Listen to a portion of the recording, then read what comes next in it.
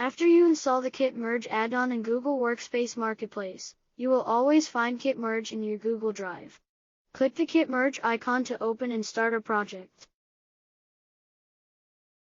Once you have it open, you can start a new project from scratch, meaning you have the files you will use in your Google Drive or you will create on the fly as you go through the KitMerge steps.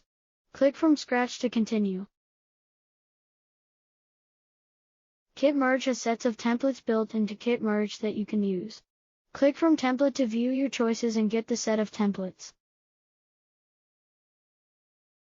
Draft Projects allows users to finish where they last left off a KitMerge project.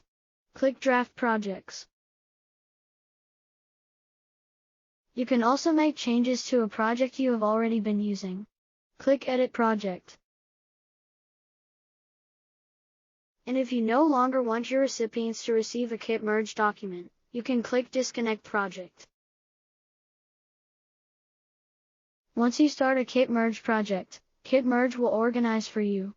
In your Google Drive, you will have a new folder already created for you called Kincaid IT KitMerge Projects. Click Kincaid IT KitMerge Projects. In this folder, you will have one folder for every project you start in KitMerge. I finished a KitMerge called Achievement Certificate. Click the folder, Achievement Certificate, to see what saves inside of it. Here you will find a shortcut from the original documents to where the project is organized. Click on the Google form used to collect information. This Google form functions like any other Google form, it just has some more pluses. Notice the Responses tab at the top will still show you how many responded. Click the Responses tab. And you can still get a Google Sheet with this data. Click Send Responses to a new spreadsheet. Back in the project folder, you also have a link to the output document. In this project, it is a Google slide with a certificate. Click on the output document.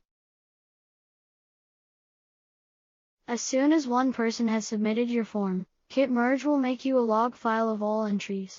Double-click on this Google Sheet file.